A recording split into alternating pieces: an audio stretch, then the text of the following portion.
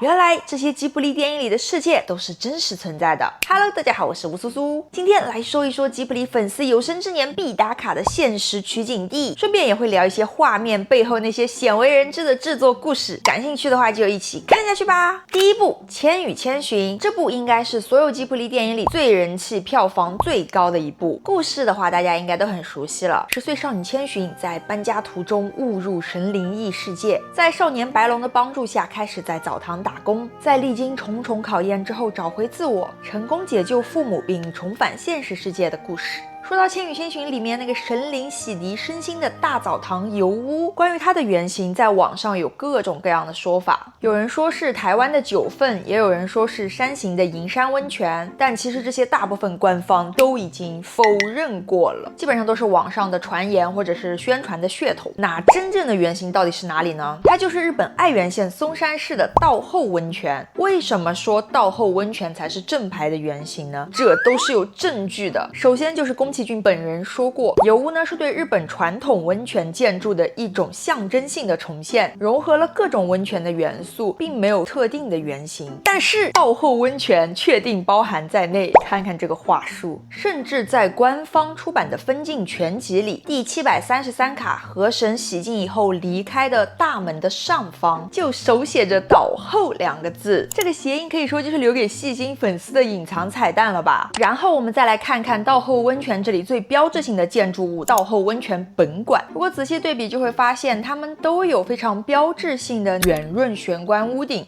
据说道后温泉本馆里的建筑内部也是层层叠叠的，这和电影里也有一点像，虽然面积上肯定没有电影里的油屋那么庞大。那么这个道后温泉到底是一个什么样的地方呢？它据说是日本最古老的温泉之一，有3000多年历史，而且它本身就充满了很多的神秘元素。在当地一直流传着一个传说，相传有一只腿部受伤的白鹭，每天都会飞到当地那个岩石间喷出来的热温泉里泡澡。没过多久，这只白鹭的伤就奇迹的痊愈了，飞走时据说是神采奕奕啊。那附近的人们就感到非常惊奇，凑近一看才发现这个温泉有奇效啊！直到今天，道后温泉站前面的一个放生园广场还放着这块纪念神迹的鹿石。不止这个传说，日本神话里面也提到了道后温泉，大国主命和少彦明命也来泡过这个温泉。两个人的名字有点拗口，大家只要知道是日本神话里的2个非常重要的神的名字就可以了。相传他们俩来到了伊予国，也就是现在的爱媛县。来了以后，这个少彦明就不幸身患重病，也没有说这个生病的原因，我猜也许可能就是爱媛县的橘子吃多了上火了。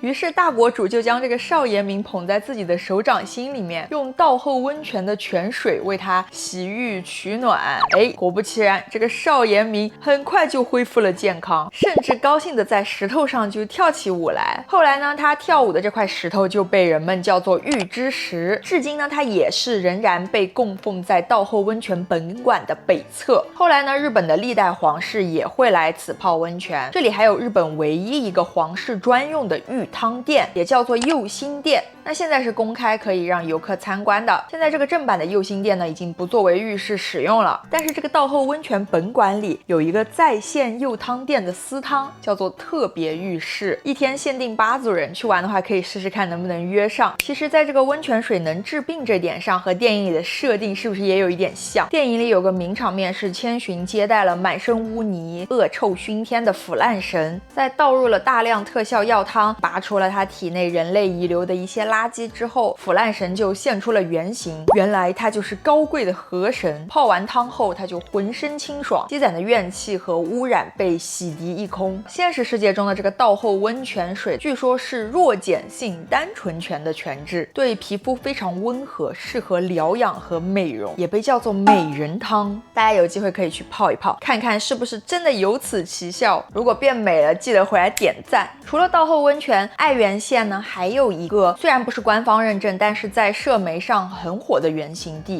也不能说原型地，就只是一个有点像的地方吧。爱媛县的这个下滩站附近有一段延伸到海水中的轨道，听说就有点像电影里海上电车的场景。虽然它其实并不是铁轨，是附近的私人造船厂用来把小船放下去拉上来的一个滑道。不过如果顺路然后感兴趣的话，大家也可以顺便去看看。那如果大家旅游觉得专门去一趟爱媛县很麻烦，其实呢，在东京也有一个吉卜力官方盖章认证的灵感来源地，就是东京都小金井市的江户东京建筑物园。据说电影里那种耸立在商店街一角的澡堂的设定，主要参考的就是这个建筑园里的紫宝汤。第二部，龙猫。这部应该也是吉卜力电影里最受欢迎的之一吧。龙猫这个 IP 本身知名度就超级高，就连吉卜力的 logo 也都是龙猫嘛。故事讲述了小月和小梅姐妹跟随父亲搬家到乡下，在绿意盎然的森林里和可爱的龙猫、猫巴士、黑煤球精灵不期而遇的奇幻故事。而这个故事的舞台，现实中的灵感来源地就是位于埼玉县所泽市的霞山丘陵，这里现在甚至直接就被叫做龙猫之森。这个应该是除了吉卜力公园和三鹰美术馆以外，官方唯一授权 IP 的一个景点。那为什么会以这个地方为舞台呢？答案非常简单，因为宫崎骏本人就住在这里。早在1970年，宫崎骏还不到30的时候，他就搬到了所泽，直到现在也还是住在这里。当时的日本动画产业大多都集中在西武铁道沿线，宫崎骏最初加入的东映动画、手冢治虫的制作公司都在这条线上。那为了通勤方便，他就去找了这条铁路沿线他能够负担得起的住所，最后就选定了所泽市。那所泽这个地方呢，基本上就是铁路的终点站，它位于东京周边的埼玉县，相当于一个大城市周边的近郊地区。没想到大师年轻时候选房的标准和现在打工的年轻人基本一致。虽然他后来换了工作场所，经济上也自由了，但他觉得除了所泽没有什么强烈想要去居住的地方。他对居住的地方有一个硬条件，必须要有让人想去散步的杂木林和水稻田，而所泽刚好就符合了他想要的这个自然环境。他几乎每天在家附近的小森林里散步，就在这个地方汲取了源源不断的灵感，才诞生了《龙猫》这部作品。但是那个年代正好是日本的高速经济成长期，东京中心的人口激增，像西武铁道沿线近郊的这些地方都在进行大规模的开发热潮。这个霞山丘陵地区的开发里比较有名的就是建了一个西武狮队棒球场，也叫西武巨蛋。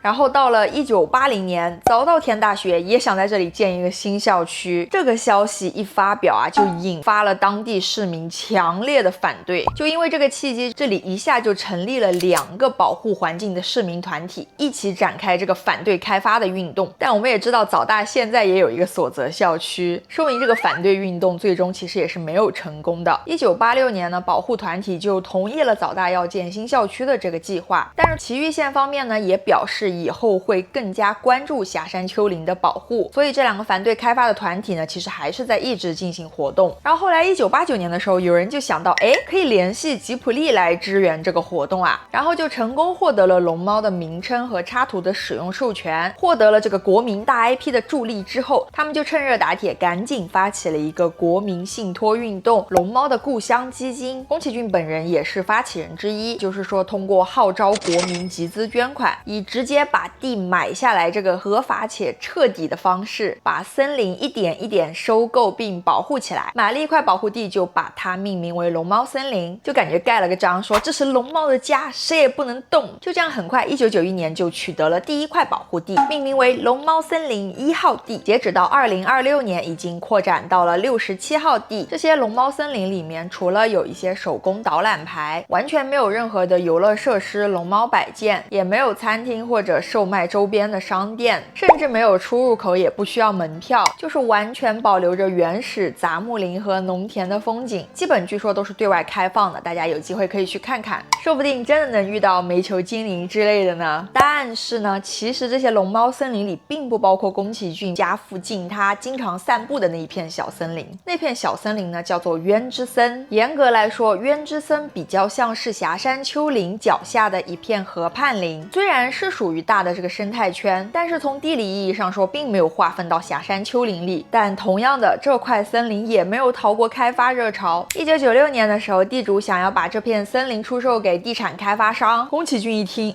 这可不行啊！这森林要是没了以后，我去哪里散步找灵感？之前呢是属于助力环保，现在轮到自己家的事了，赶紧和当地居民一起开始了保全运动，成立了一个渊之森会。宫崎骏亲自担任会长，直接一个人掏出了3亿日元，再通过募捐的方式筹集到了足够的资金，最终促使当地政府买下了这一块土地，成功阻止了住宅开发，这个森林就变成了公立的公园。不仅如此，宫崎骏还会定期作为志愿者，带领大家一起去森林里除除草啊，捡捡垃圾。他还开玩笑说自己之所以常来清理森林，是因为森林里埋藏着他以前扔过的几万个烟头，现在的清扫也算是赎罪。也就是这个期间，宫崎骏还提出了一个他非常有名的环保理念，对半径300米内的自然负责。他觉得比起空喊保护地球的这种宏大口号，更应该对自己身处位置的半径300米以内的自然负起责来。第3部，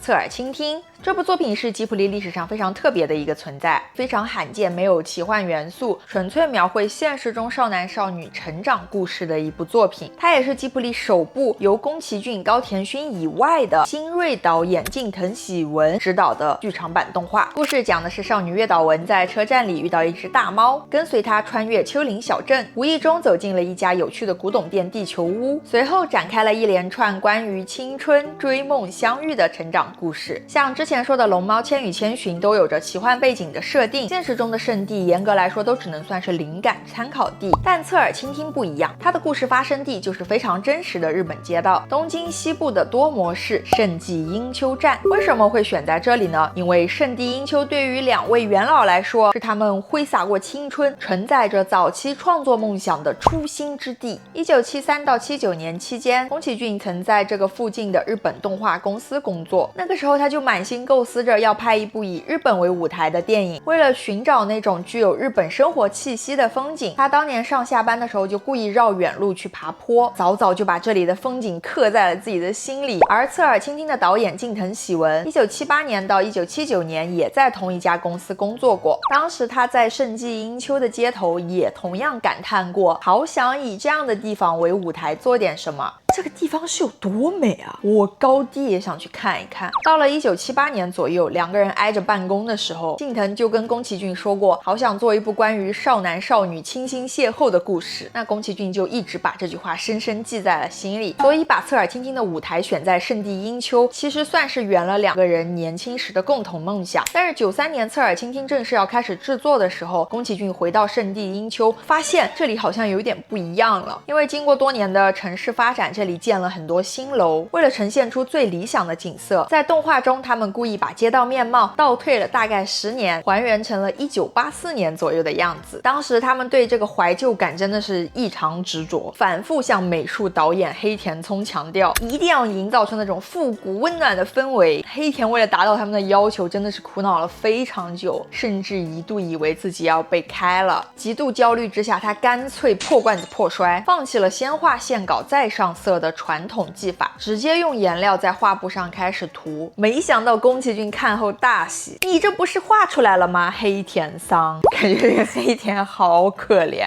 除了美术上的执着，这部电影的诞生本身也充满了一种神奇的缘分。侧耳倾听的原著其实是桐葵创作的少女漫画，但是连载的时候评价并不好，第4期就被迫腰斩了。但刚好那年夏天，宫崎骏去山中小屋度假的时候，偶然翻看了侄女们带来的少女漫画杂志《Libon》，里面正好刊登着侧耳倾听的第2话。这本杂志是一本很有名的少女漫画杂志，我记得小丸子就非常喜欢看。宫崎骏看了就觉得这部作品和一般的传统少女漫画不一样，有一种独特的魅力，非常喜欢。而且他当时就觉得这个故事非常适合交给近藤来指导，这才成了一切开始的契机。电影上映后呢，也是取得了巨大的成功。正当大家对近藤的未来都充满了美好期待的时候，他却在1998年不幸逝世了，年仅47岁。宫崎骏在葬礼悼词中提到，虽然时代变迁导致作品的形式有所改变，但侧耳倾听毫无疑问是他们当年20几岁、30几岁一直想要实现的作品。然后我在查资料的时候发现，这部电影的男主配音居然是少年时期的高桥一生。当时高桥一生刚退出剧团，最初去试音的时候并没有通过，后来制作团队又把他叫回去，告诉他我们把角色的画风改得更像益生菌了呢。真的诶，不说不觉得，一说觉得天泽圣司真的和高桥一生有点像。高桥一生自己也说过，如果当年没有遇到这部作作品，可能自己早就离开演艺圈了。而且他给天泽圣司配音的这个期间，正好是他迎来变声期的前面，录完以后声音就变了，可以说留下了非常珍贵的少年音。那为女主月岛文配音的本名洋子，几乎每年都会回到圣地英丘参加音乐会，现场给粉丝们演唱 Country Road。如果现在去圣地英丘站附近，也能看到和电影里很多相似的场景。而且为了大家巡礼方便，车站里就有官方版的散步巡礼地图，在车站附近还专门设立了一个侧耳倾听的青春邮筒。这个邮筒内部的透视窗里，据说还可以看到猫男爵。第4部《魔女宅急便》，这不是我本人最喜欢的一部吉卜力电影。故事讲述的是小魔女琪琪带着黑猫吉吉踏上独立修行之旅的故事。她寄宿在美丽海港城市的一家面包店里，开始了空中送快递的工作，在与形形色色的人们交流中慢慢成长。电影中琪琪打工的那座城市克里克，现实中的视觉灵感呢来自瑞典的2个城市，其中一个是斯德哥尔摩，这是瑞典的首都，也是瑞典最大的城市，面朝波罗的海，由14座岛屿组成，被称为北欧的威尼斯，应该是一座非常漂亮的水城哈。它的中心是建于1252年的老城区哥姆拉斯坦，这里现在还在使用17到18世纪建成的建筑，有很多错综复杂的石板小路，色彩缤纷的建筑外墙，就像童话或者绘本里的街景一样。电影里琪琪刚降落到克里克，被警察叫住，还遇到男主蜻蜓的那个繁华都市街区就是这里。还有电影高潮情节里飞行船事故出现的那个钟楼，很多人推测原型应该是斯德哥尔摩市政厅。这个地方本身就很有名，因为每年的诺贝尔晚宴就是在这里举办的。另一个灵感城市呢，是位于斯德哥尔摩南部的维斯比，这个城市就厉害了，坐落在波罗的海的格兰特岛上，有1000多年历史，被认为是北欧保存最完好的中世纪古城之一。吉卜力粉丝的说法是，斯德哥尔摩虽好，和维斯比还是比不了的。小镇的各个角落都保留着和电影几乎一模一样的细节，建筑物上的金属配件形状、隧道的结构，还有石板路的质感，都和电影场景高度重合。电影的名场面，琪琪骑着扫帚俯瞰城市和大海，看见连绵不绝的橙色屋顶，那个场景和维斯比真的是非常像。维斯比还有一个非常浪漫的别称——蔷薇古城。虽然地处北欧，但受波罗的海的调节，这里气候温和，阳光充足。每年夏天的时候，大街小巷的墙头据说都会开满蔷薇。我记得琪琪住的房子外墙上就有蔷薇。那说到宫崎骏当时为什么会去瑞典采风呢？1971年，宫崎骏、高田勋还有小田不洋一为了制作长袜子皮皮的动画，从东映动画辞职，跳槽到了 A Production 公司，专门飞去瑞典去和原作者谈授权。可惜他们没有能跟原作者见上面，最终也没有获得动画化的授权。但这段经历还是没有被浪费。宫崎骏在瑞典实地考察的素材，以及他在准备这个企划过程中做的大量的尝试，这些经历反而给他的记忆抽屉增添了很多的素材。这些画稿和想法在他之后的作品里开花结果，不仅是魔女宅急便，熊猫家族和海蒂里也有体现。这个电影制作前呢，其实还有一个有趣的小插曲，电影名字里的宅急便虽然在日语里呢是可以统称快递，但其实这个词是物流巨头 Kuroneko Yamato， 也就是大和运输的注册商标。制作组干脆顺水推舟，直接就把大和运输拉来当了赞助。那更巧的是，电影里不是还有一只黑猫吉吉嘛？大和运输的 logo 也是一只黑猫，刚好一致。这听起来甚至都有一点像软广植入了，有没有？